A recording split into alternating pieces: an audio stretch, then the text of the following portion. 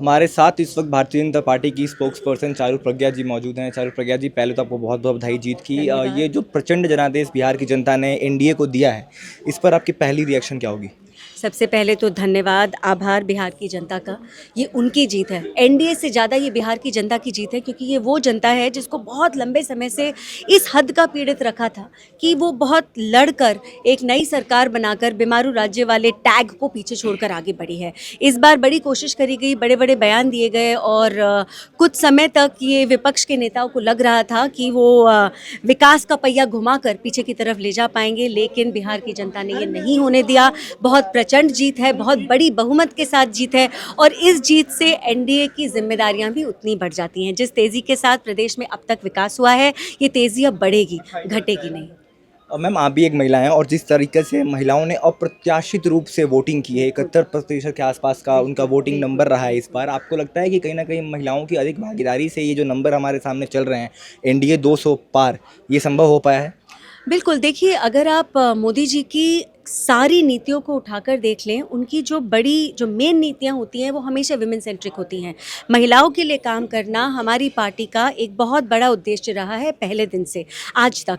तो बिहार में अगर आज 4 लाख पुरुषों से अधिक महिलाओं ने वोट डाला है, मैं गारंटी के साथ कह सकती हूँ ये 4 के 4 लाख वोट एनडीए को ही आए हैं। क्योंकि ये केवल अकाउंट में पैसे देने की बात नहीं है, ये बहुत सारी चीज़ें हैं। जब आपके गाँव तक बिजली आती है तो आप सेफ़र फील करती हैं। जब आपके बच्चों को पढ़ने के लिए, नौकरी करने के लिए स्किलिंग के मौके आपके गांव के पास मिल जाते हैं, ये बहुत बड़ी चीज़ है। जब आपके बुजुर्गों का इलाज आयुष्मान योजना के तहत होता है, ये बहुत बड़ी चीज़ है। और हर एक चीज़ एनडीए सरकार ने महिलाओं को न ही केवल बिहार में, देश भर में उपलब्ध करवाई है। युवाओं के बहुत मुद्दे उठाए गए हैं बिहार में, चाहे रोजगार के हों, चाहे अगर हम बात करें भर्ती मामले में पेपर लीक्स के। आपको क्या लगता है युवाओं ने किसका साथ दिया है? युवाओं ने उनका साथ दिया है जिन्होंने उनके लिए स्किलिंग सेंटर खोले। अभी भी मोदी जी ने ये कहा है कि हर एक डिस्ट्रिक्ट में एक स्किलिंग सेंटर होगा। हम ये प्रयत्न कर रहे हैं कि किसी को भी अपना घर, अपना गांव छोड़ के इतना दूर न जाना पड़े, क्योंकि उनके घर के पास उनको रोज़गार नहीं मिलता। और रोज़गार कोई 9 to 5 जॉब नहीं है, it is livelihood, it is alternate ways of living better. Job creator बनने के प्रयत्न हैं और ये सारे के सारे कार्य एनडीए सरकार ने लगातार करे हैं। देखिए, जब विपक्ष हमारे जनता को MY मुस्लिम यादव में बांटता है, तो हम जिस MY की बात करते हैं, हम महिलाओं की, युवाओं की बात करते हैं, हम इसीलिए करते हैं क्योंकि हम विभाजन की राजनीति नहीं करते, हम देश को आगे बढ़ाने की राजनीति करते हैं। अब प्रशांत किशोर जब राजनीति में आए, बिहार राजनीति में, तो बहुत सवाल उठाए गए कि प्रशांत किशोर जब वो कहीं ना कहीं एनडीए के वोट बैंक में सेंधमारी करेंगे, कहीं ना कहीं नुकसान पहुंचाएंगे। पहला सवाल ये, क्या उन्होंने नुकसान पहुंचाया है? और आप प्रशांत किशोर ने जो कहा था कि अगर नीतीश कुमार जो है, जेडीयू है, 25 से अधिक सीटें लाती है, मैं तो राजनीति छोड़ दूंगी, आपको लगता है वो अपने इस वादे पर खड़े उतरेंगे? देखिए, अब वो संन्यास लें तो मेरा उनको प्रणाम, पर एक बात स्पष्ट है, आप चाणक्य और सम्राट दोनों नहीं बन सकते।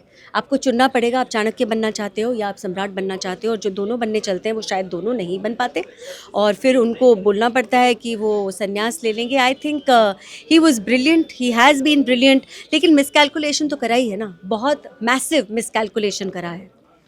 200 सीटें, 202 सीटें, आप लोगों ने ये सोचा था कि इस तरीके के नतीजे आएंगे, या ये आपके लिए भी ये अप्रत्याशित ही है? नहीं, मुझे ऐसे लगता है कि जब हम मेहनत करने की शुरुआत करते हैं किसी भी चुनाव के लिए, तो सीटों की गिनती करने से पहले हम इस बात की गिनती करते हैं कि कौन सी योजना गांव के कितने लोगों तक पहुंच गई है। हम ये गिनती करते हैं, हम लाभार्थियों की गिनती करते हैं, हम इस बात की गिनती करते हैं कि आने वाले समय में अगर हमको सब लोगों को एकत्रित करना है और उन्हें अपनी बात बतानी है तो हम उसकी गिनती करते हैं।